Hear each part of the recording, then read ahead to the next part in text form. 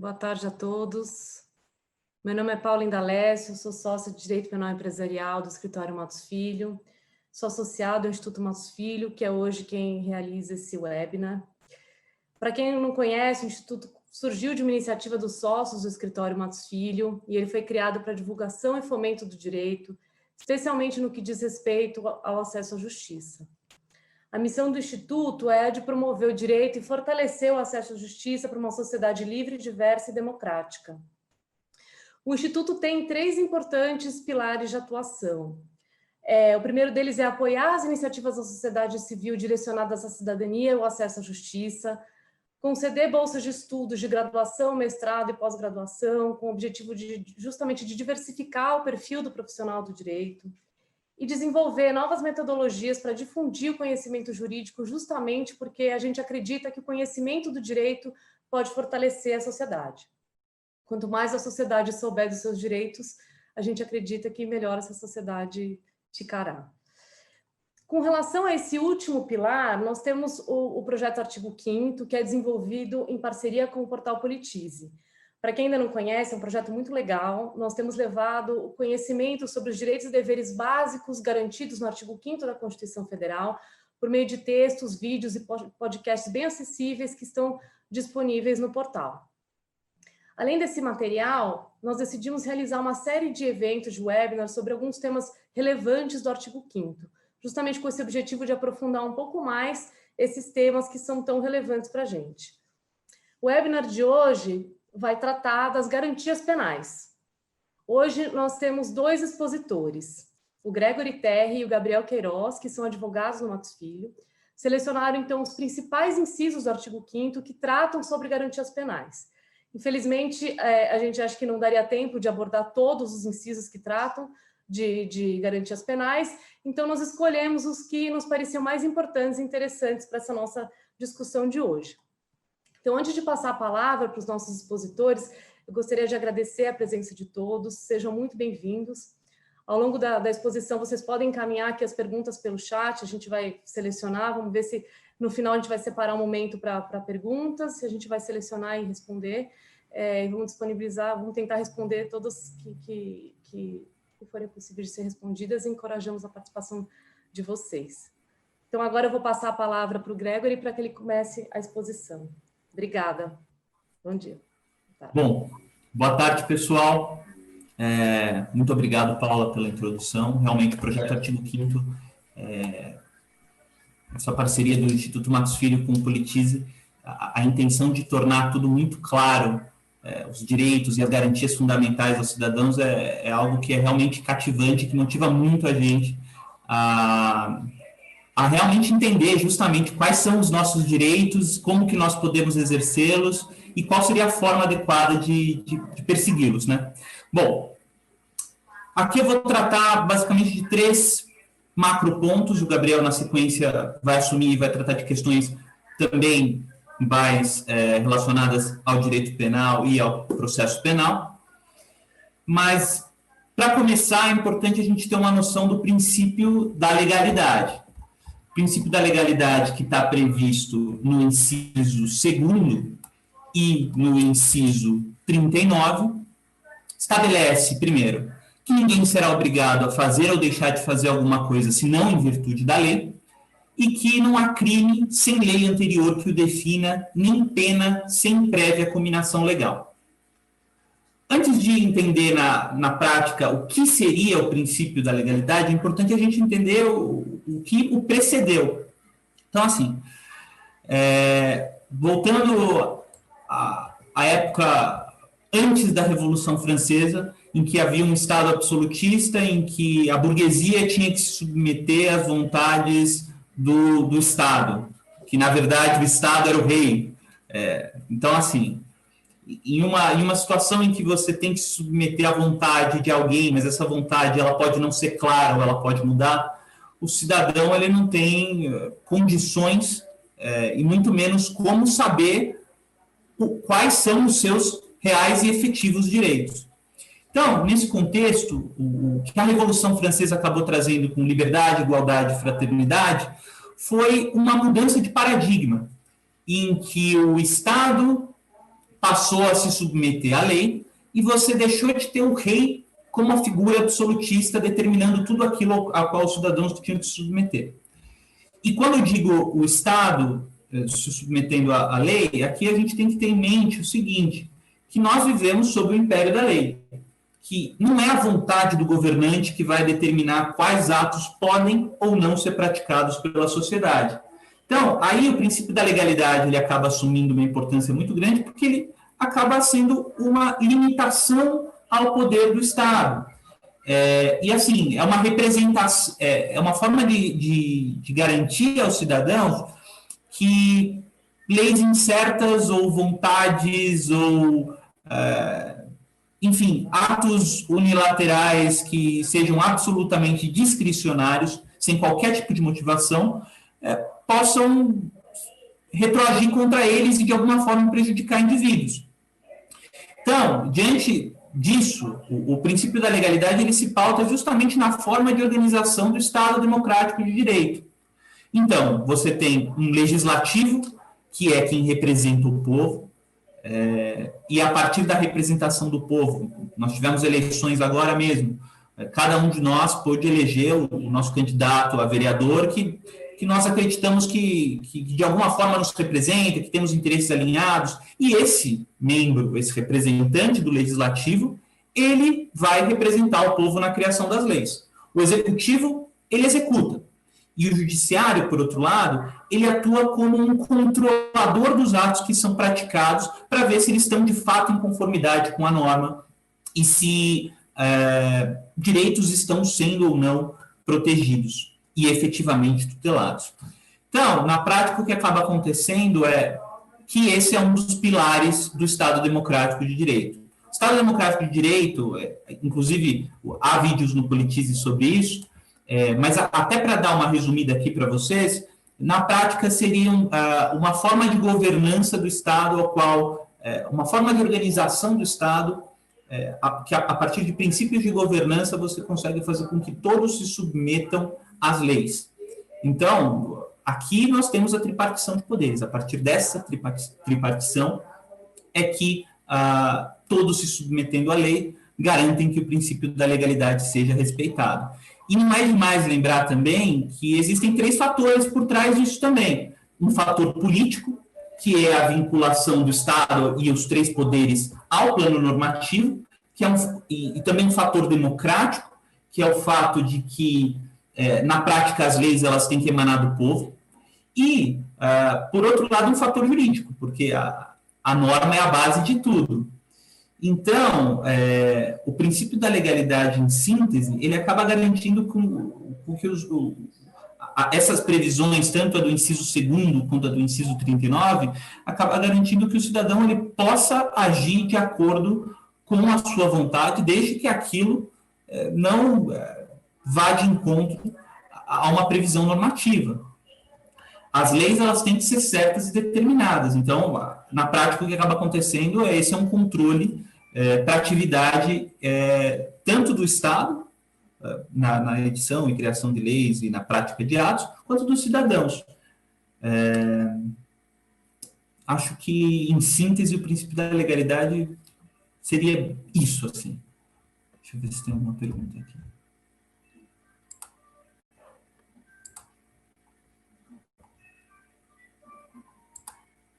Bom, explicado o princípio da legalidade, então agora eu vou para o princípio do devido processo legal.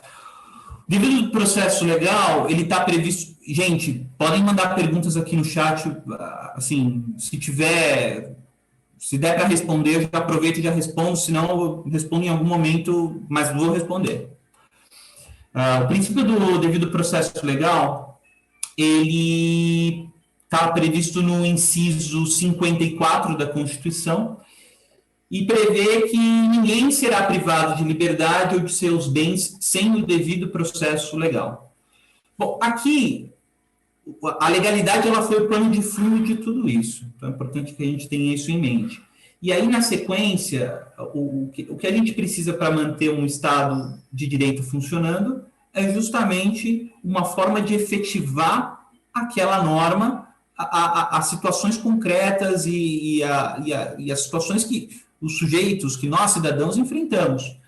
Então, o princípio do devido processo legal, que tem origem em 1215, na discussão do Henrique II com João Sem Terra, sobre poder se apropriar de terras de alguém a partir de um ato discricionário, ele tem um aspecto tanto processual quanto material. Do ponto de vista processual, como o próprio nome diz, a acepção literal do Due Process of Law, ela se resume a um processo ordenado e organizado para garantir que todas as previsões normativas e garantias constitucionais sejam respeitadas quando da prática de atos processuais. Então, se a gente tem um processo, a gente tem duas partes, e existe um rito previsto no Código de Processo Civil, uma legislação infraconstitucional, que deve estar em conformidade com a Constituição, se esse processo como um todo não respeita, não vai em conformidade com o rito que está sendo estabelecido, quando eu digo rito, é procedimento, gente. O que acontece? Há uma violação a esse devido processo legal. E aí, o outro aspecto do princípio do devido processo legal é um aspecto material e mais substancial, que é aquilo, as normas infraconstitucionais ou não, elas têm que ser de acordo com os interesses democráticos, com a vontade do povo, com aquilo que está estabelecido principiologicamente na Constituição. E aí o Supremo Tribunal Federal ele dá uma definição muito interessante sobre o assunto, que é que o devido processo legal substancial ele diz respeito à possibilidade de questionamento da substância ou conteúdo dos atos do poder público, e, em particular, dos atos que são editados pelo Poder Legislativo. Então, do ponto de vista processual, a gente pensa na organização e na estrutura do processo, e, por outro lado, do ponto de vista substancial ou material, a gente pensa na forma, no conteúdo daquela disposição normativa. Aqui tem uma pergunta da Ana Ribeiro. Eu cheguei a comentar por e-mail antes que, no caso do meu filme, as pessoas tiveram um processo onde a partida já era falsa porque não havia crime. Nesse sentido, a sociedade civil, além de fazer um programa como eu, pode fazer o quê? Ana, eu não ficou muito, assim, não sei se os demais compreenderam o inteiro teor da pergunta, mas não me ficou muito claro. Eu também não entendi muito bem, Ana, se você puder completar aqui, a gente pode ajudar depois, ou então, enfim, reformular, a gente mais tarde põe de novo, só para a gente entender melhor o que você quer dizer com o filme, enfim, só para a gente conseguir contextualizar melhor aqui. Aí tem a pergunta do Pedro aqui, que é sobre, imagino que seja sobre o devido processo legal também, que é, nesse sentido, é possível dizer que as ações do MST são legais ou ilegais? Se a invasão da propriedade privada é crime, mas é dever da propriedade ter função social de acordo com a Lei de Terras de 64, em que âmbito isso entra? Pedro, aqui a discussão também, ela não ficaria distrita ao devido processo legal nem à legalidade, mas à função social da propriedade. A observação, de fato, se a gente for pensar do ponto de vista generalista, a invasão de propriedade privada, ela seria ilegal. Agora, se a gente for analisar isso à luz de outros princípios, interpretar o caso, ver que, de fato, existe todo um procedimento que muitas vezes é seguido para você pensar em desapropriação ou expropriação de terra, a gente teria que analisar o caso para poder dar uma opinião um pouco mais concreta, ou poder, de fato, entender aquilo que ocorreu no caso em tela e se seria ou não ilegal. Mas, partindo do pressuposto que existe uma propriedade privada, e, ao mesmo tempo, existe um outro princípio, que é o da função social da propriedade, o devido processo legal ele meio que se encaixaria aqui no meio, na medida em que você tem um processo, um rito a ser seguido, antes de que qualquer medida possa ser tomada, qualquer medida expropriatória ou de desapropriação. Não sei se eu responder isso, se eu acabei respondendo sua pergunta, mas qualquer coisa pode perguntar aqui para a gente também. Na sequência, gente, só para dar seguimento aqui, ainda sobre o plano de fundo da legalidade, se a gente acabou de falar de devido processo legal, a gente não pode deixar de falar sobre o princípio do contraditório e da ampla defesa. O princípio do contraditório e da ampla defesa, previsto no inciso 55 da Constituição, estabelece o seguinte: aos litigantes, ou seja, já há uma disputa aqui, em processo judicial ou administrativo, e aos acusados em geral, são assegurados o contraditório e a ampla defesa com meios e recursos a ela inerentes. Então, o ponto de partida aqui é o seguinte: a gente já tem uma situação de conflito, certo? E voltando lá, quando eu mencionei a função do juiz do controle de validade, ver se os atos eles estão sendo praticados ou não em conformidade com a norma, o que a gente busca em uma situação de conflito é a verdade. O que o juiz, na função de julgador, acaba buscando, é isso. Então, justamente para que a finalidade do processo possa ser atingida, lembremos, o processo é um instrumento pelo qual as partes elas vão efetivar o seu direito. Ninguém processa por acaso, assim. Você processa porque você tem algum interesse em uma em um determinado direito seu que foi afetado, uma posição jurídica que foi alterada. Pensando ainda no caso do MST, você teria um processo aqui do proprietário da terra que alegaria que perdeu a sua propriedade e da pessoa que acabou entrando na propriedade para dizer que, olha, ela não tem propriedade, existe a função social da propriedade, aquela terra não estava sendo utilizada. Então, nesse âmbito é que a gente pensa nos princípios do contraditório e da ampla defesa. E aqui é importante a gente fazer uma diferenciação entre o contraditório, porque, assim, o contraditório é algo que é assegurado às partes. Então, as duas, tanto o autor quanto o réu, tanto quem invadiu, quem entrou na terra, quanto o proprietário da terra. As partes elas têm que ter as mesmas condições de fazer valer os seus direitos em um processo. O que isso quer dizer? Da mesma forma que o autor tem que ter a oportunidade de acusar, o réu tem que ter a oportunidade de se defender. Se me foi apresentada uma acusação e uma prova contra essa acusação, eu devo ter a mesma oportunidade de rebater essa acusação no processo, isso poderia acontecer no processo civil pela contestação, quanto de apresentar algo para rebater aquela prova que foi apresentada contra mim. Ou seja, o princípio do contraditório, ele busca garantir às partes uma situação de igualdade, de equilíbrio, melhor dizendo, para que elas possam, a partir de uma situação simétrica, em que autor e réu apresentam seus pontos, fazer com que o juiz tenha condições de alcançar aquela verdade material e entender se, de fato, direitos foram ou não feridos. Agora, passando para o princípio da ampla defesa, o princípio da ampla defesa está muito mais associado aqui ao acusado ou réu.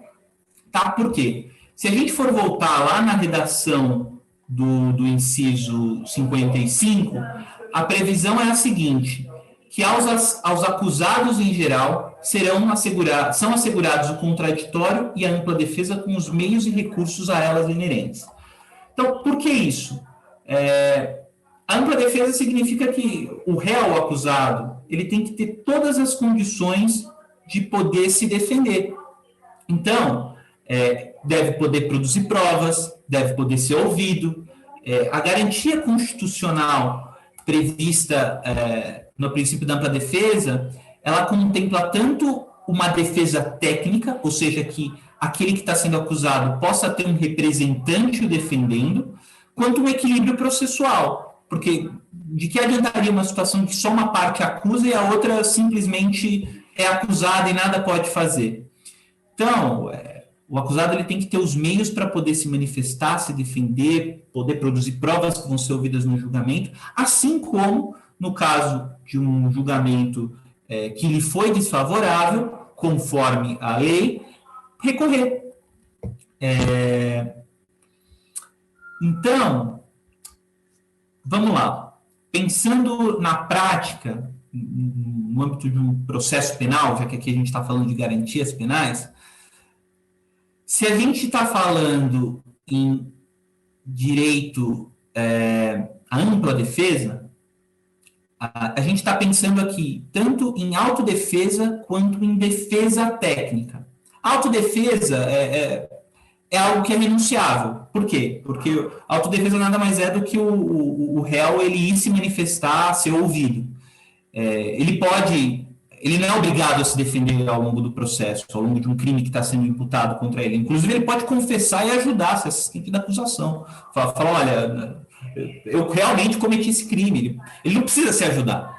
Por outro lado, ele não pode abrir mão da defesa técnica.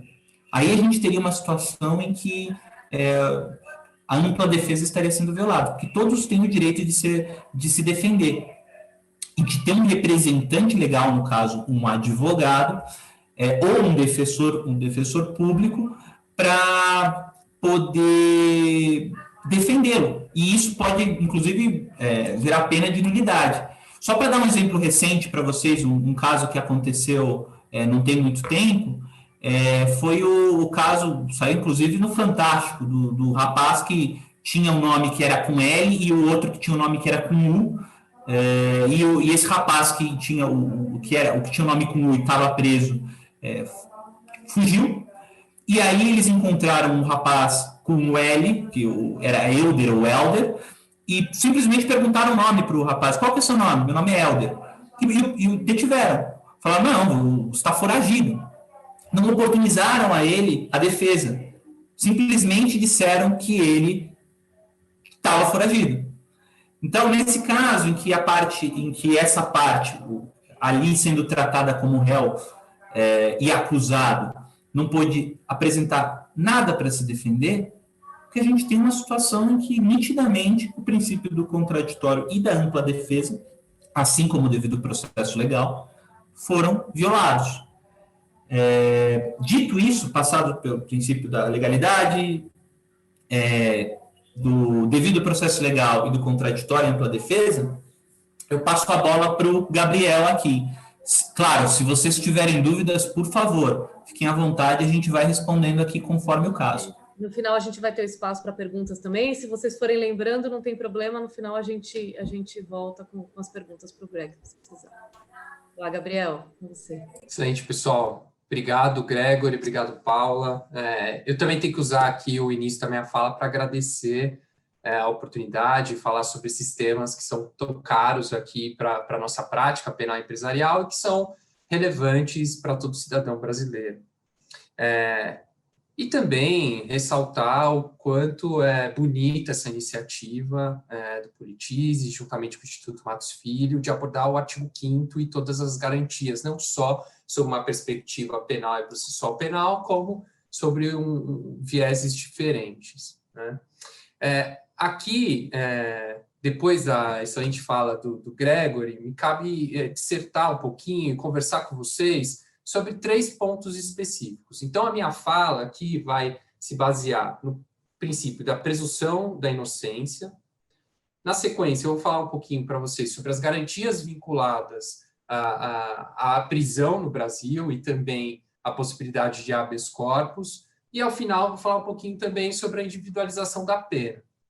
Novamente, são vários incisos que abordam temática criminal, penal, processual penal, mas a gente achou por bem escolher esses poucos incisos, uma vez que são relevantes e têm sua aplicabilidade prática em razão de vários casos que a gente pode discutir aqui e que vocês sabem muito bem que sempre aparecem, principalmente na mídia.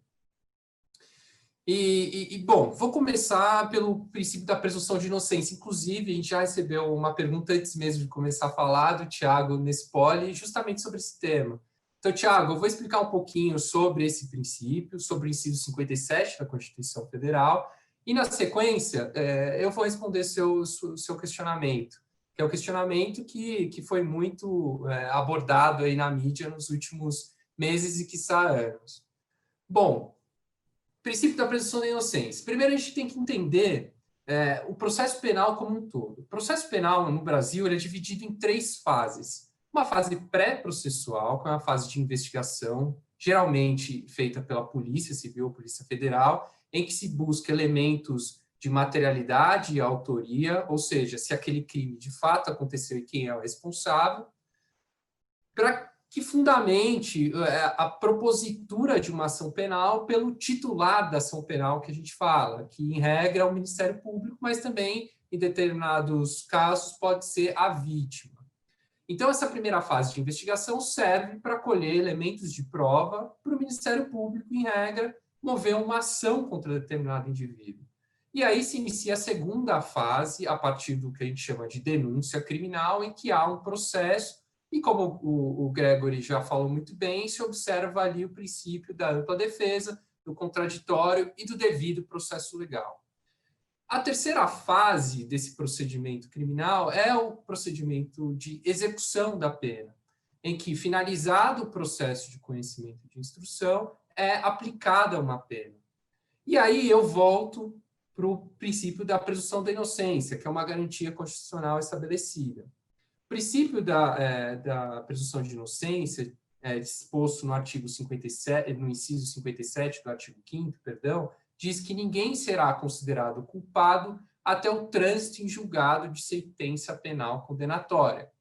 E quando eu falo de trânsito em julgado nada mais é do que a certificação nos autos de um processo, ou seja, uma informação naquele processo de que aquele processo chegou ao final, acabou essa segunda fase que eu comentei para vocês, e a partir dali vai ser aplicada a pena, uma pena que já foi determinada anteriormente. Então, o trânsito em julgado é a oportunidade que se marca ali o fim de uma fase processual e, a partir dali, se passa para o cumprimento da pena. E por que ele é tão relevante, o trânsito em julgado? Porque ele determina que, a partir dali, não é possível se modificar uma decisão judicial. E, no caso, uma decisão judicial penal condenatória, uma sentença penal condenatória. E aí a gente tem que levar em consideração o processo histórico, já exposto um pouco pelo Gregory, que é da Revolução Humanista que ocorreu nos séculos passados. Antes, o que vigorava era o princípio da culpabilidade. Ou seja, se o indivíduo está sendo processado, é que, vamos dizer assim, ele tem culpa no cartório. E isso dava ensejo a muitas arbitrariedades. A gente tinha um Estado totalitário, focado numa figura institucional, Idade Média, na Igreja, e no início ali da Era Moderna também os reis absolutistas, a figura autoritária, que ali, a partir do processo judicial, se utilizava do seu poder para punir determinados indivíduos no Estado. A partir do momento que você tem uma evolução de um pensamento iluminista, humanista, a figura do homem, dos direitos humanos, se tornou figura central do Estado. E, a partir daquele momento, se estabeleceu que não se tinha uma presunção de culpabilidade, mas uma presunção de que aquele indivíduo é inocente. Tudo isso com o objetivo de evitar arbitrariedades que aconteciam com recorrência em razão da concentração de poder por parte dessa instituição ou desse soberano. Então, a partir desse momento em que se estabelece ali o reino do homem, dos direitos humanos como basilares da nossa sociedade, o princípio da presunção de inocência ele ganha corpo, ganha relevo nesse contexto. E, é claro, a gente fala de alguns marcos muito importantes, como a Declaração dos Direitos do Homem e do Cidadão de 1789, lá na Revolução Francesa, e também, mais aqui, no século XX, pós-Segunda Guerra, a Declaração Universal dos Direitos Humanos. No nosso país, a presunção da inocência ela só constou expressamente na Constituição em 1988, na Constituição Cidadã. Quando a gente fala do princípio da presunção da inocência, então, na prática, a gente está falando de situações que envolvem, em especial, prisão e, muitas vezes, outros perspectivas, perdão. Então, aqui, indo diretamente uma pergunta que foi feita pelo Tiago. Se a gente está considerando aqui que ao longo de todo o processo deve-se presumir inocente aquele indivíduo até que se tenha um trânsito em julgado, não há que se falar no início de cumprimento de uma pena. Vejam vocês que quando eu falo do processo, eu estou falando de um processo que pode ter vários recursos, né? Então, pode existir uma decisão condenatória que, eventualmente, pode ser revista por um tribunal e o indivíduo pode ser absolvido. Isso acontece com recorrência. Então, levando em consideração que a gente só pode considerar aquele indivíduo de fato culpado quando do trânsito em julgado de uma sentença penal condenatória, deve-se aguardar julgamento de todos os recursos para, eventualmente, considerar aquele indivíduo culpado e, possivelmente, ali determinar que a sua pena seja cumprida. Aí vocês vão me perguntar, assim como o Tiago me perguntou, olha, Gabriel, mas não é possível que o indivíduo seja preso antes mesmo do tal do trânsito julgado? Sim, é possível. Nós vamos conversar um pouquinho mais para frente sobre isso. Mas também é importante dizer de uma discussão recente que a gente teve no Supremo Tribunal Federal, em que o cumprimento da pena ele foi antecipado, ou seja, o Supremo Tribunal Federal, ao analisar esse inciso do artigo 5º, considerou que, em determinadas situações em que há uma sentença condenatória, já julgada também em tribunal de segunda instância, ou seja, após um recurso, ela já pode ser cumprida provisoriamente. Essa foi uma mudança muito importante no posicionamento do Supremo Tribunal Federal, e ela aconteceu em 2016.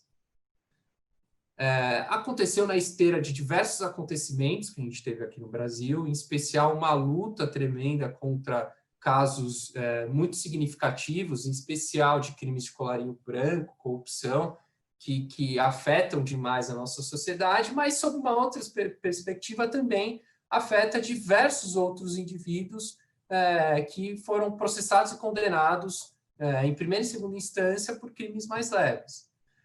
E a partir de toda uma polêmica que se criou e uma interpretação que há muitos é considerada equivocada desse inciso 57, o Supremo Tribunal Federal reavaliou esse tema novamente em 2019. Inclusive, pouco antes de entrar aqui no webinar, estávamos trocando e-mails de que esse posicionamento revisto pelo Supremo Tribunal Federal, ele foi publicado recentemente, então oficialmente publicado há poucos dias atrás. Então, a visão de 2016, em que uma sentença penal condenatória poderia ser cumprida provisoriamente antes do trânsito julgado, ela foi revista pelo Supremo Tribunal Federal. E, portanto, hoje o que se tem, de fato, é que a pena ela só pode ser cumprida quando finalizado o processo, quando se tem o trânsito julgado desse processo. Ah, Gabriel, você está falando muito aqui na teoria, no juridiquês. Tá bom, caso prático, pessoal. Tivemos um ex-presidente da República que foi processado, condenado em 2 instâncias, e, em razão dessa condenação em segunda instância, ele foi preso. A sua pena estava sendo cumprida provisoriamente. Após essa reavaliação do tema pelo Supremo Tribunal Federal, houve a necessidade ali, de acordo com esse posicionamento, de garantir a liberdade daquele indivíduo. Isso não acontece só nesse caso específico. Aconteceu e acontece em muitos outros casos, em situações similares.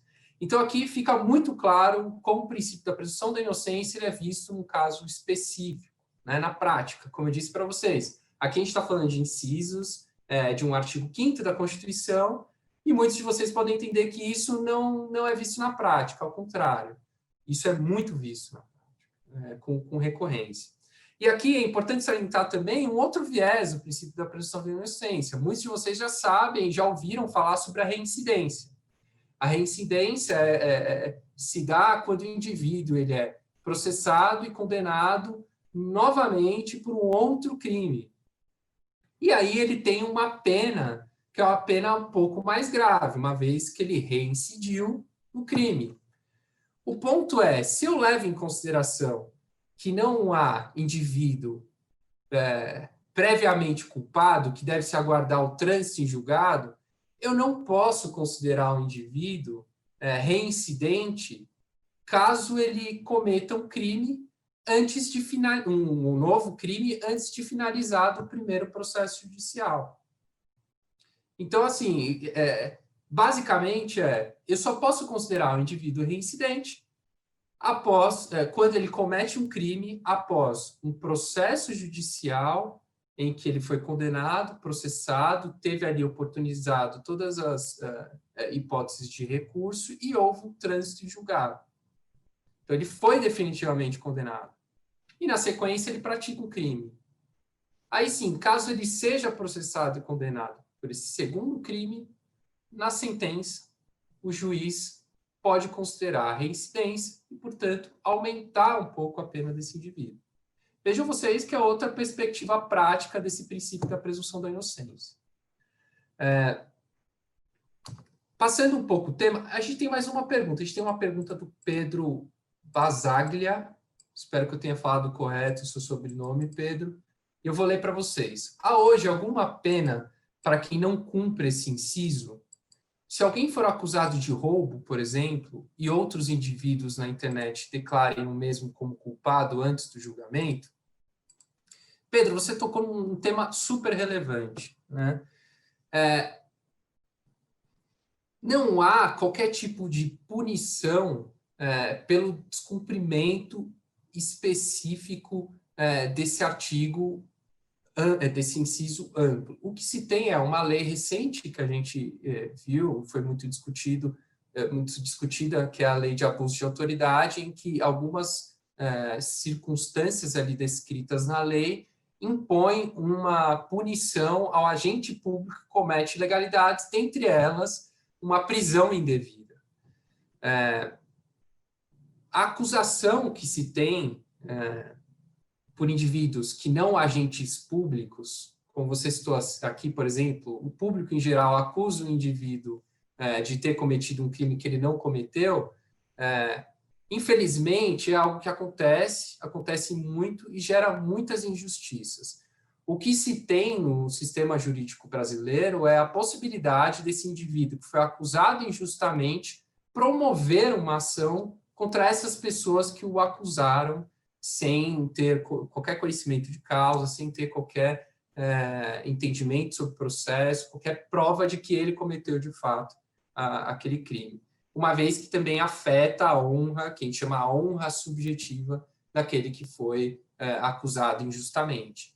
Então, respondendo assim objetivamente a sua pergunta, de fato, há a possibilidade daquele indivíduo que foi acusado injustamente de promover um processo contra quem o, por exemplo, difamou, caluniou, injuriou, sob qualquer perspectiva. Certo? Espero que eu tenha respondido. Vamos lá. Bom, finalizado aqui essa compreensão de presunção da inocência, antes de passar para o próximo tema, que é o tema da prisão e do habeas corpus, há que se dizer também que, uma vez que eu entendo que a presunção da inocência ela impede que o indivíduo seja considerado culpado antes de finalizado o processo judicial, como eu disse, que se observa direitos e garantias que já foram citadas pelo Gregory, eu tenho que levar em consideração também que, considerando esse indivíduo inocente até que se prove o contrário, eu levo em consideração uma outra perspectiva que cabe ao acusador, e não quem está sendo processado, provar que aquele crime aconteceu. E esse também é um princípio relevante em direito processual e direito penal brasileiro. Ou seja, caso eu seja acusado de algum crime, não sou eu que tenho que provar que sou inocente, mas cabe ao Estado ou quem está me acusando provar por meio de provas legais, legítimas, que eu de fato cometi aquele ilícito. Em outra circunstância também, a gente sempre tem aquela perspectiva da dúvida. Também, Se aqui, com base nesse conceito, nesse princípio, sou considerado inocente até que se prove o contrário, na dúvida, no sentido de garantir que o Estado não promova, em prejuízo do cidadão, uma ação penal indevida ou que puna aquele indivíduo e afete sua liberdade individual, sua garantia individual, eu não posso, na dúvida, condenar. Na dúvida, o indivíduo ele é sempre absolvido. E aqui é uma subdivisão desse princípio da presunção da inocência, ou melhor dizendo, da decorrência desse princípio, que é o princípio que a gente chama do favor rei. Ou seja, existindo uma dúvida sobre a culpa daquele indivíduo, esse indivíduo ele deve ser absolvido. O Estado, que tem a obrigação de provar que aquele indivíduo é culpado, ele falha na sua missão institucional e, portanto, ele não pode exercer o que a gente chama do tal jus puniendi, que é o monopólio da força do Estado em fazer cumprir aquela sentença penal condenatória. Bom, exemplos sobre injustiças temos muitos. Relevante citar alguns projetos interessantes. Innocence Project, que é um projeto recentemente incorporado aqui no Brasil, que aborda casos em que houve falha por parte do Estado, indivíduos foram condenados injustamente. Então, antes de falar sobre o princípio da presunção da inocência e brigar dizendo que as pessoas têm que ser presas porque elas cometeram um crime, a gente tem que analisar essa perspectiva de que o indivíduo merece, a partir da noção de que a gente tem um Estado que valoriza garantias individuais, o indivíduo merece ser considerado inocente nos termos desse princípio que fundamenta o nosso Estado. E aqui temos muitas dicas de documentários aqui na Locadora Vermelha e em outros aplicativos para vocês assistirem que abordam essa temática com maestria. Bom, passando para o próximo ponto. Prisão. Aí vocês vão me dizer, Gabriel, você falou muito sobre presunção de inocência, mas muitos indivíduos são presos, inclusive são presos antes que o processo termine. Pô, isso que você falou está errado. Não, gente. Existem dois tipos de prisão. Nós temos a prisão pena, que é essa que eu discuti com vocês, que é a pena determinada após o trânsito em julgado, cumprida após o trânsito em julgado. E a gente também fala de prisão sob uma perspectiva processual. Ou seja, o indivíduo ele é cautelarmente preso ao longo do processo. E por que isso existe? Isso existe em razão de dispositivos constitucionais e dispositivos legais que permitem que uma autoridade judicial, seguindo aquele receituário da lei, determine a prisão de indivíduo antes que ocorra o trânsito em julgado. Exemplo, o indivíduo ele foge do país enquanto está sendo processado. Tivemos um exemplo muito conhecido de um médico acusado de vários crimes que acabou viajando para um estado da América do Sul sem avisar as autoridades e que, portanto, foi determinada sua prisão. Um outro tipo de prisão cautelar é uma prisão que é determinada quando o indivíduo tenta influenciar testemunhas do processo, com o objetivo de obter algum benefício próprio. A partir do conhecimento desse fato, o juiz pode determinar a prisão preventiva desse indivíduo. Então, fica claro aqui que a prisão, dependendo da situação, ela não afeta o princípio da presunção da inocência, uma vez que ela é determinada sob perspectiva de alguns dispositivos constitucionais e legais. Então, a partir da leitura do artigo 61 e seguintes, e são muitos que abordam esse tema, a gente verifica, de fato, essa hipótese em que a prisão é uma prisão possivelmente determinável. Então, eu gostaria aqui de citar para vocês o inciso 61, que ninguém será preso senão em flagrante delito, ou seja, quando estivesse cometendo crime, ou por ordem escrita e fundamentada de uma autoridade judiciária competente, salvo nos casos de transgressões militares ou crime propriamente militar, definidos em lei.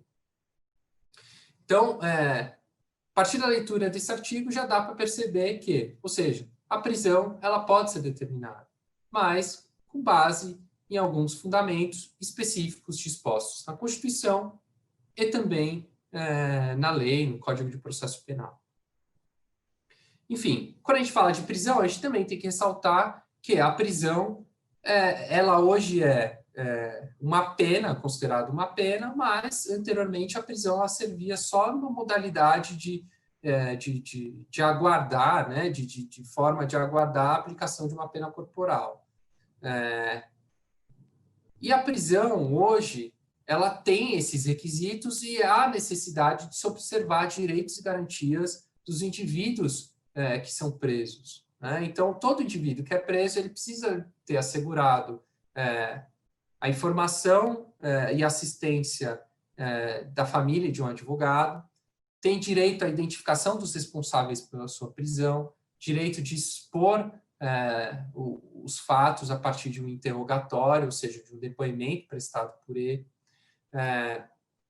Enfim, a necessidade de identificação se dá uma vez que há, por parte do indivíduo, de conhecer quem é o autor daquele ato que determina a sua prisão, uma vez que há a possibilidade daquela prisão ser decretada de forma ilegal.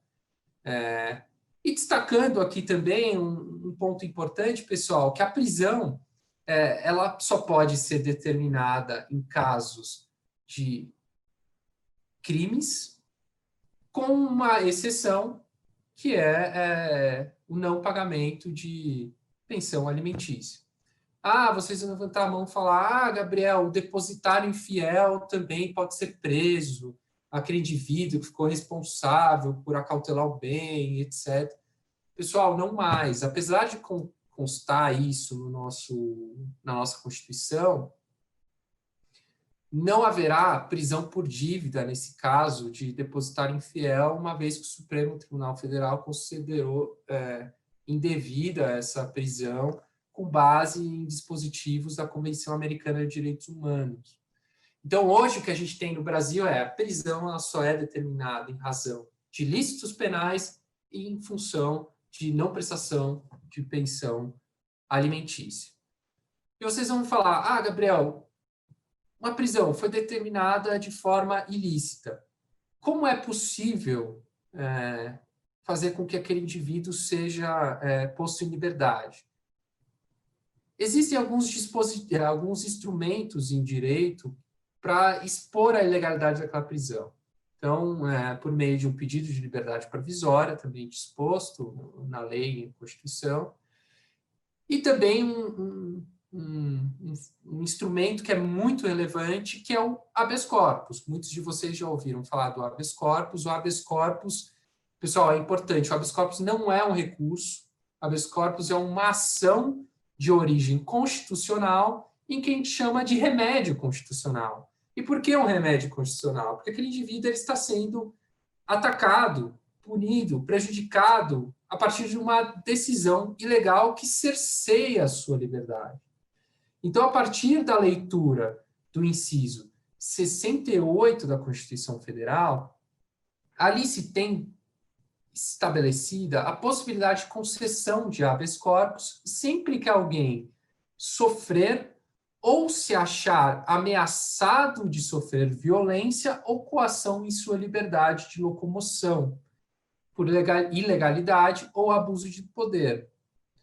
Ou seja, pessoal, o habeas corpus é um instrumento jurídico que é usado sempre que existir o risco de alguém ter a sua liberdade de locomoção cerceada por meio de uma decisão ilegal e por meio de um abuso de poder. O habeas corpus é, portanto, uma ação que pode, detalhe, ser impetrada por qualquer pessoa do povo, qualquer um aqui, não necessariamente um advogado, e ele, habeas corpus, pedido de habeas corpus, ele é direcionado à autoridade hierarquicamente superior àquela autoridade que determinou o abuso ou o cerceamento ilegal da prisão. Aí você fala, pô, Gabriel, não entendi. Na prática, como que isso funciona? É simples, pessoal.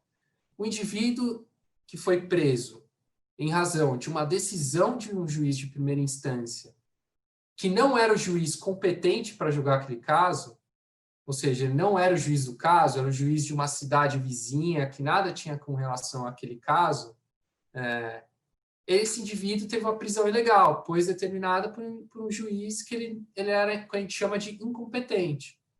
Quem é responsável por julgar o ato desse juiz considerado incompetente é o Tribunal de Justiça daquele estado. Então, há ali uma análise por parte de um órgão do Poder Judiciário que é hierarquicamente superior. Ah, Gabriel, e se essa decisão for mantida pelo Tribunal de Justiça? Qual é o próximo passo?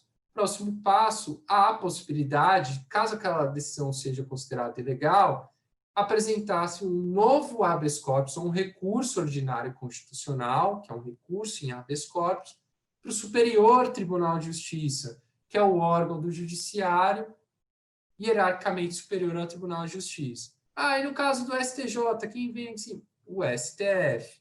Então, notem que há essa escadinha, né, que a gente chama de hierarquia do Poder Judiciário e da análise do habeas corpus por parte de membros do Poder Judiciário. A gente tem que colocar aqui, pessoal, que é óbvio que, em razão da natureza do habeas corpus, o habeas corpus é uma garantia fundamental. Infelizmente, a gente teve um período triste na nossa história, a partir do AI-5, do Ato Institucional número 5, ao longo do período ditatorial, em que o habeas corpus ele foi suprimido, e muitas ilegalidades e arbitrariedades foram cometidas. Então, sempre que vocês estiverem na mesa, no domingo, conversando com a família, e estiverem discutindo sobre aquele político que recebeu um habeas corpus e está respondendo processo de liberdade, não tinha que ter habeas corpus. Não, pessoal, o habeas corpus é relevante, o habeas corpus é uma garantia fundamental para todo e qualquer cidadão, em razão de uma possível ilegalidade cometida contra essa pessoa. Então, temos que defender a possibilidade de se impetrar um habeas corpus, e qualquer iniciativa nesse sentido de limitar o escopo do habeas corpus, como aconteceu recentemente, em pacotes legislativos, em iniciativas de órgãos de limitar o escopo do habeas corpus, temos que ser contra essa postura.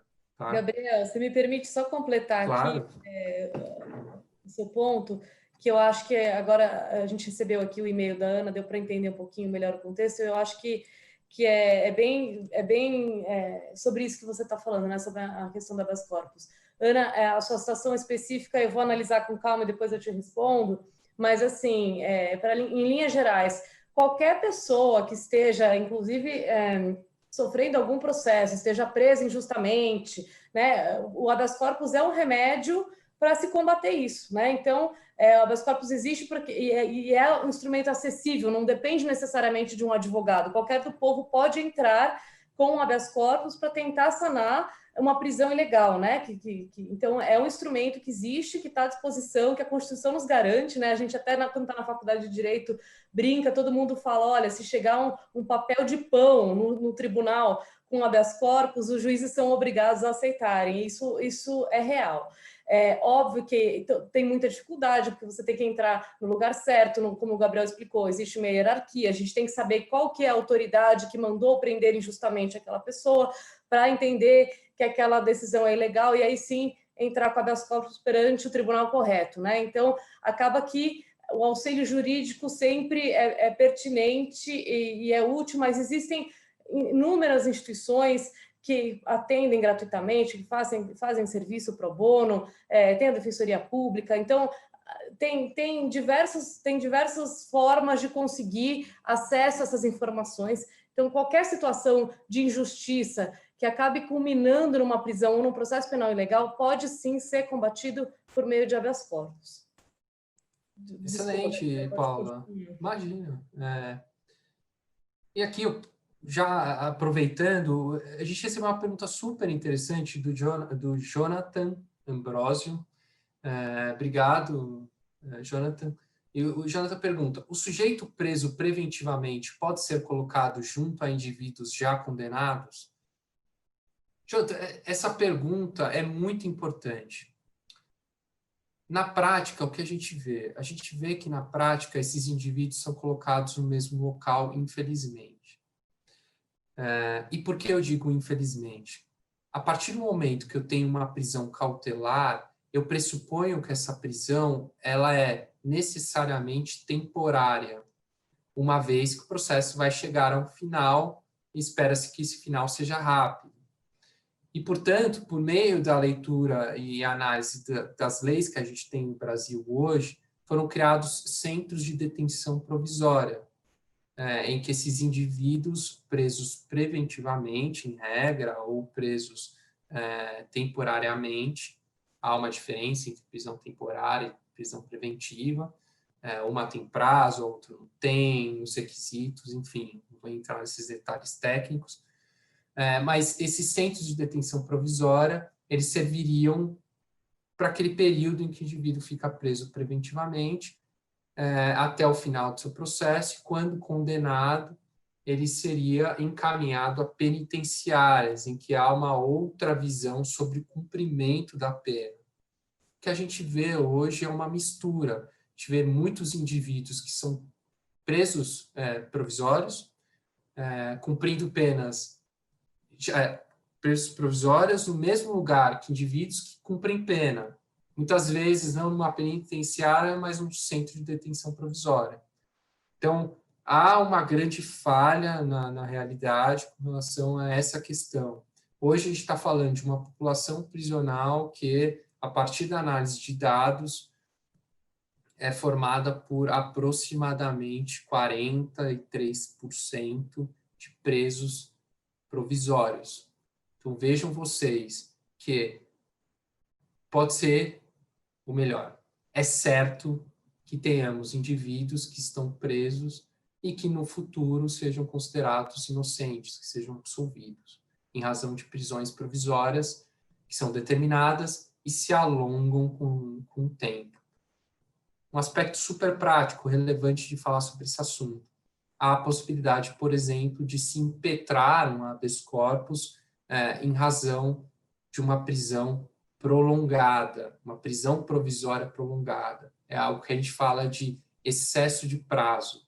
E isso afeta direitos e garantias fundamentais, porque o indivíduo que ele é presumidamente inocente ou não culpado, ele não pode ficar preso provisoriamente por um tempo indeterminado até que se finalize o processo. Então, deve-se existir uma justificativa plausível nos termos da lei para que aquele indivíduo fique preso antes do trânsito em julgado. Tá?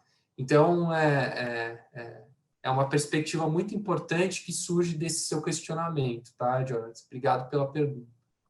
A gente também recebeu uma outra pergunta do Arthur de Andrade Santos, que é se há uma relação entre o princípio da não incriminação e a presunção de inocência.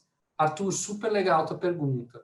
Há alguns anos, a gente discutiu muito sobre esse princípio da não autoincriminação quando a gente estava falando do bafômetro, não sei se vocês se lembram. O princípio da não autoincriminação, ele não é um princípio expresso na nossa Constituição Federal. Ele é um princípio decorrente de previsões estabelecidas na Convenção Americana de Direitos Humanos. É o que a gente chama, e vou falar a expressão difícil, de nemo tenetur sine tegere, é uma expressão em latim que identifica o princípio da não autoincriminação. Sim, é uma garantia fundamental que se avalia com relação aos dispositivos da Convenção Americana e uma perspectiva também da Constituição Federal, inclusive o princípio da presunção de inocência. É isso. Obrigado pela pergunta, do Arthur. Bom, pessoal, passando para a terceira parte, talvez eu esteja com tempo um pouquinho estourado. Paula, acho que Não, tem acho que ainda problema. dá. Ainda Ainda dá. dá? Ainda dá? Tá bom. Não briga comigo depois, tá? Eu queria falar um pouquinho para vocês sobre a individualização da pena. Então, a gente falou aqui de princípio, né, de garantia, presunção da inocência. A gente falou da prisão e do habeas corpus. E agora a gente tem que falar da pena, que ao final, quando se tem que cumprir uma pena, a gente tem que falar de uma pena individualizada. E por que a gente fala do princípio da individualização da pena, disposto no inciso 46 do artigo 5º? Porque a partir da evolução da sociedade e da verificação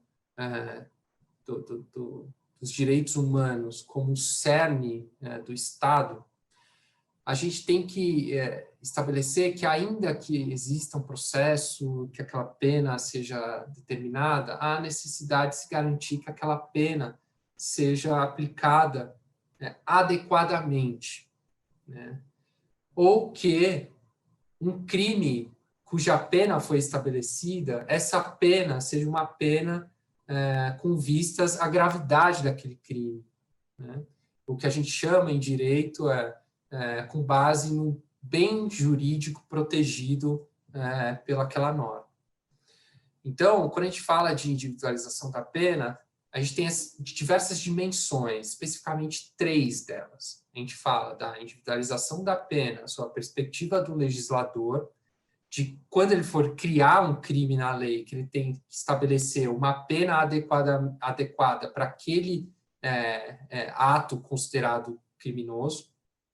Ou seja, eu não vou determinar uma pena pequena num caso, por exemplo, em que eu determino que matar alguém é um crime. Por quê? Porque matar alguém atinge o que a gente chama de bem jurídico vida, que é um bem jurídico muito importante. Então, sob a perspectiva da individualização da pena, nesse aspecto do legislador, essa pena tem que ser uma pena um pouco mais alta, já que o bem jurídico vida é um bem jurídico muito valorizado pela nossa sociedade. Sob uma perspectiva e uma dimensão do aplicador da lei, o princípio da individualização da pena se dá quando o juiz, ele analisando o processo, ele resolve aplicar ali uma sentença penal condenatória, ou determinar que aquele indivíduo cumpra uma pena. E ali ele tem que observar as circunstâncias do fato e também quem é aquele indivíduo. Ou seja, não é adequado, e é por isso que é tão importante esse princípio, que eu aplique a mesma pena para o indivíduo responsável por disparar uma arma de fogo do que aquele indivíduo que, por exemplo, deu uma carona para aquela pessoa responsável por fazer o disparo, por exemplo. Então, ali o juiz, quando ele vai aplicar a lei, ele avalia as circunstâncias do caso, quem é o indivíduo. Então, por exemplo, não é adequado você aplicar a mesma pena para o indivíduo que é reincidente e cometeu aquele mesmo ato, vamos supor, um homicídio, que é um crime grave, outras 13 vezes, que o indivíduo cometeu aquele crime, homicídio, apenas uma vez, né? Em circunstâncias diversas, né? Então, aqui, o princípio da individualização da pena serve justamente para adequar uma sanção àquela situação específica, aquele indivíduo específico.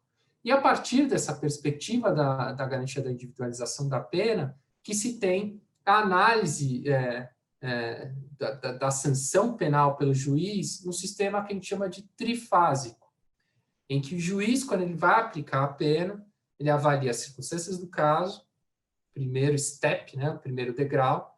Na sequência, ele avalia se há atenuantes ou agravantes. Por exemplo, aquele indivíduo que tem maus antecedentes, aquele indivíduo é um indivíduo que tem bons antecedentes, etc.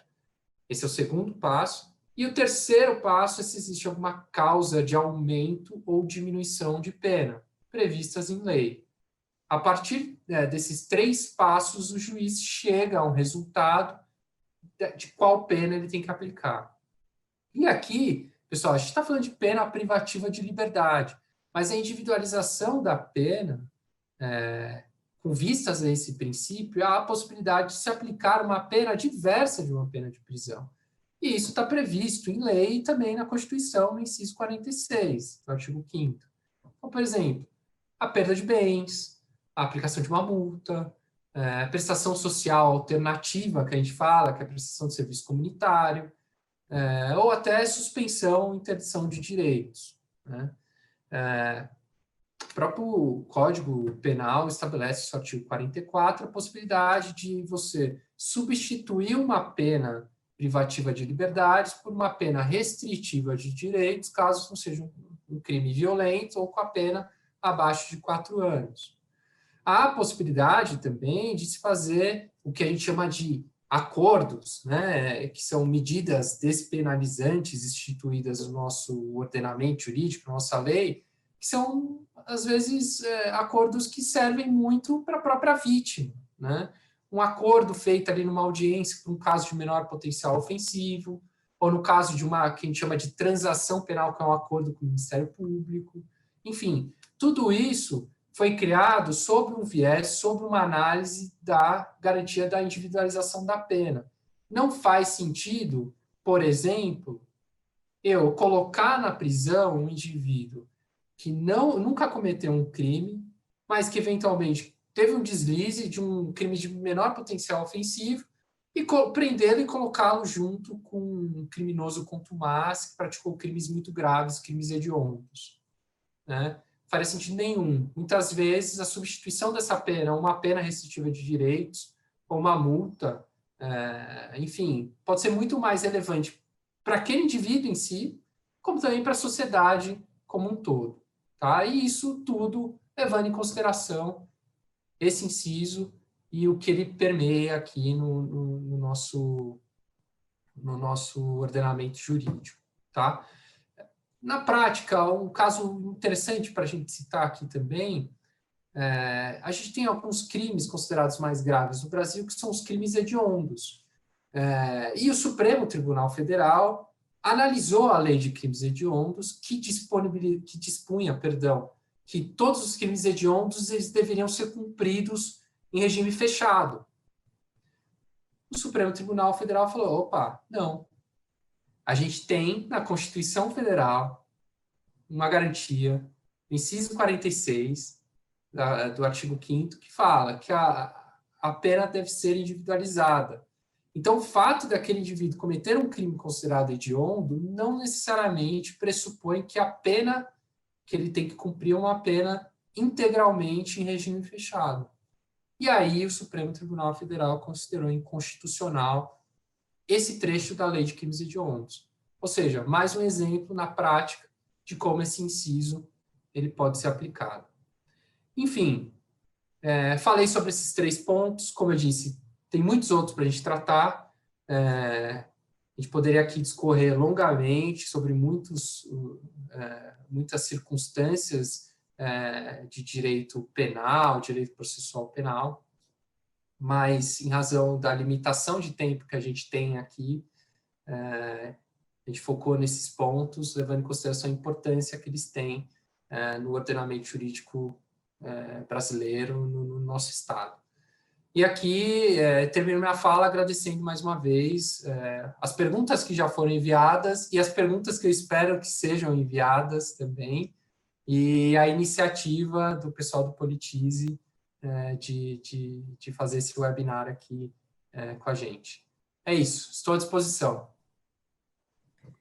Gente, muito obrigada, agradeço aqui a exposição do Gregory e do Gabriel, que foram, acho que, bastante didáticos, né? Acho que deu para entender um pouquinho melhor, longe do juridiquês, o que significam esses incisos, são importantes para a gente.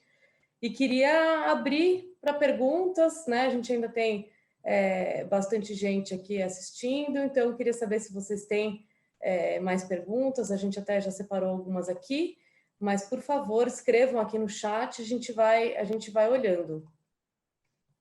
Se tiverem, podem encaminhar.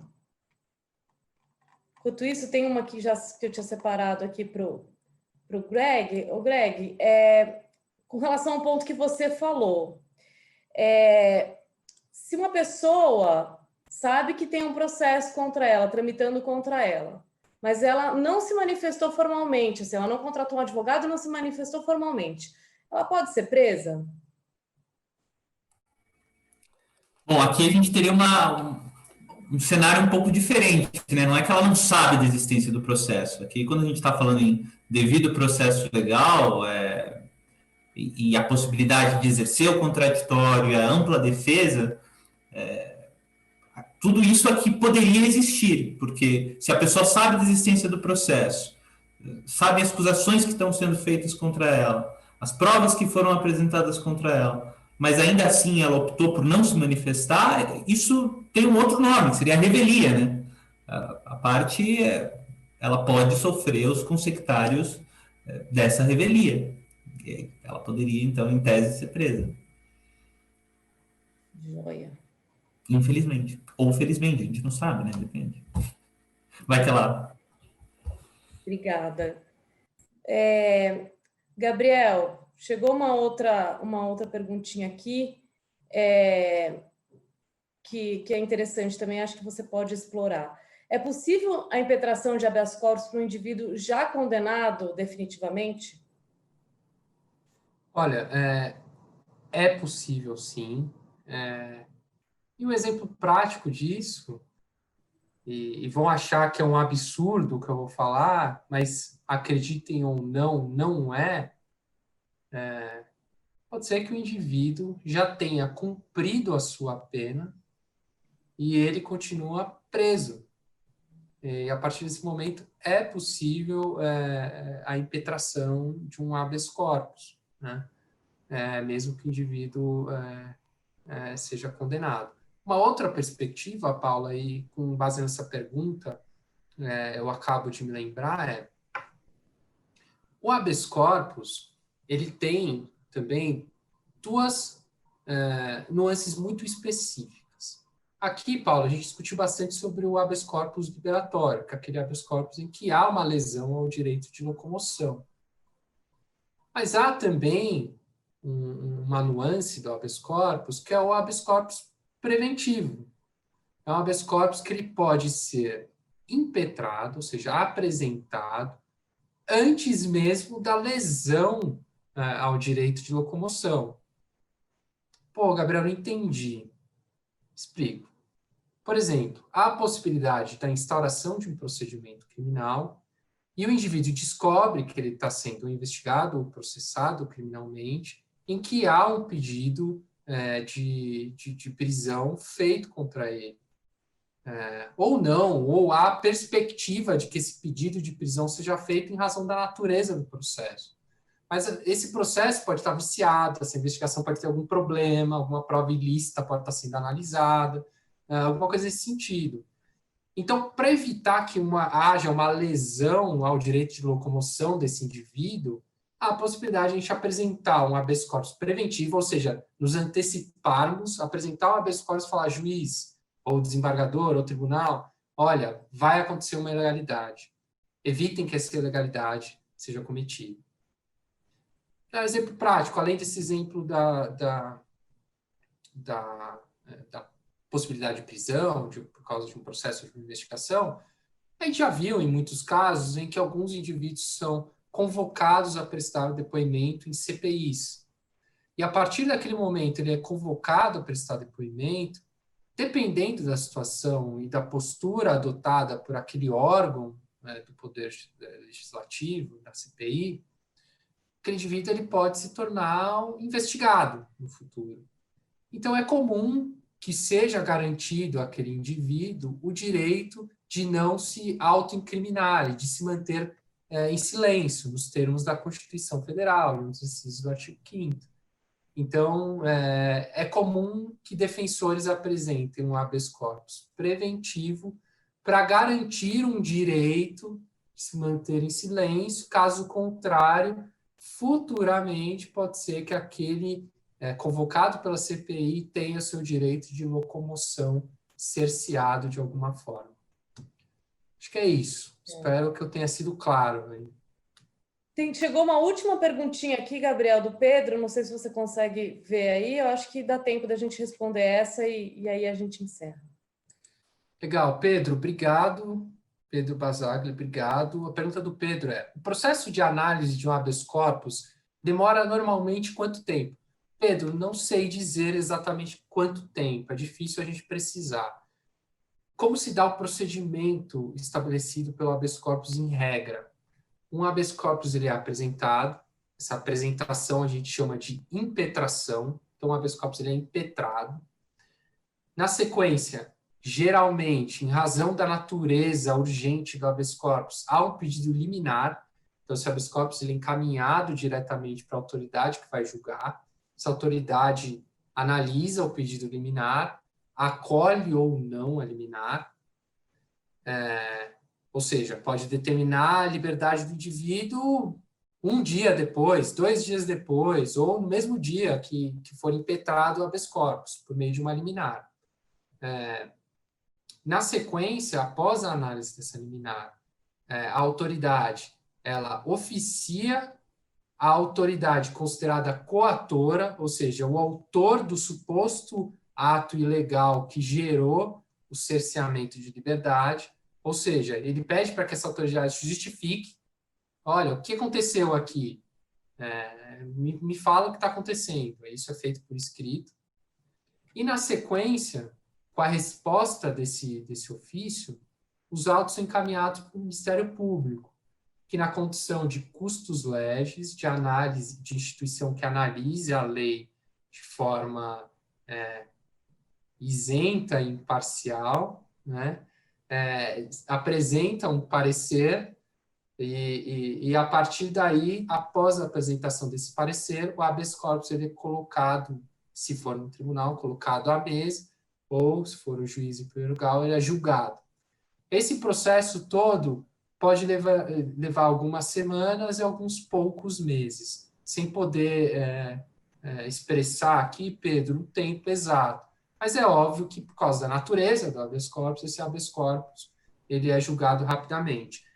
Lembrando, eu disse para vocês que a gente tem essa sistemática de escada, em que o habeas corpus ele é julgado pela autoridade superior, hierarquicamente superior. Aí alguém de vocês vai pensar, poxa, mas aquele político, quem determinou a prisão foi o juiz em primeira instância. E lá na sequência, poucos dias depois, o Supremo Tribunal Federal determinou a liberdade daquele indivíduo no habeas corpus. O que pode acontecer, pessoal, é que os advogados de defesa podem ter apresentado diversos habeas corpus para as autoridades na sequência, um atrás do outro, em razão da análise da liminar, e a partir daí houve uma decisão rápida por parte de tribunais superiores. Então, isso é possível nos termos do que a gente tem da lei e da Constituição. Enfim, o habeas corpus é para ser rápido. A gente conta aqui com a rapidez do Poder Judiciário, a digitalização dos processos, em especial do habeas corpus, facilita esse julgamento. A gente nota que o tempo hoje ele é mais curto para o julgamento de um habeas corpus, e nesse caso é importante que essa rapidez seja observada, uma vez que a gente tem um direito muito importante sendo vilipendiado, que é a liberdade. É isso. Antes da gente encerrar aqui, só tentando responder rapidinho essa última pergunta que chegou aqui, do Tiago. Um indivíduo condenado de alta periculosidade está prestes a ser posto em liberdade. O Estado, sabendo disso e que ele pode vir a cometer novo crime contra a sociedade, pode pedir revisão desse entendimento?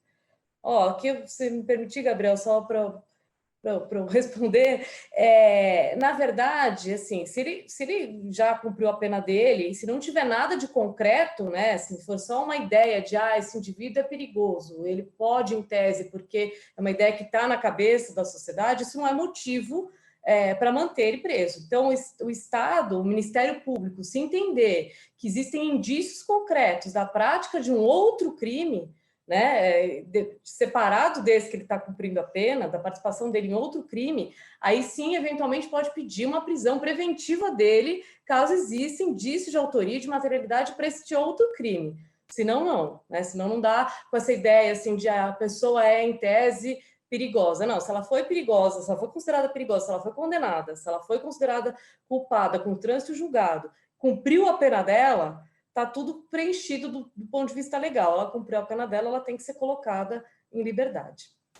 Eu acho que, em princípio, é isso, gente. Acho que a gente já está chegando perto aqui do nosso horário limite. Eu gostaria de agradecer a todos. Se vocês tiverem outras perguntas, podem mandar para a gente por e-mail, a gente faz questão depois de respondê-las, não tem nenhum problema. Espero que vocês tenham aproveitado, que tenha ficado um pouquinho mais claro a explicação desses incisos tão importantes para a gente. Queria agradecer de novo o Gabriel e o Gregory pela exposição, que eu acho que foi bem clara para todo mundo, e a gente espera poder encontrar vocês em outros eventos aqui do Instituto. Obrigada, boa noite a todos. Gabriel, Greg, querem palavrinhas finais? Eu quero agradecer aqui demais, Paula, o pessoal aqui do nosso time de eventos, a Mariana, o Greg, parceiro aqui no webinar. Foi muito legal. Também aqui ressaltar, estou inteiramente à disposição. Espero que eu tenha sido claro sobre esses pontos, mas, de toda forma, caso vocês tenham qualquer dúvida, basta mandar e-mail aqui, a gente vai ter o prazer de responder. Valeu, pessoal. Obrigado. Muito obrigado também, pessoal. Time de eventos do Instituto Matos Filho, pessoal do Politize, Gabriel segurando o bastão e a Paula moderando para a gente. E também fica aqui o recado para o pessoal acompanhar a página do artigo 5º lá no Politize, que tem a explicação de cada um dos incisos mais detalhada e, inclusive, vídeos que foram gravados pelos integrantes aqui do escritório que são bastante explicativos. Muito obrigado. Muito legais, vale a pena mesmo. Obrigada, pessoal. Boa noite a todos. Tchau, tchau.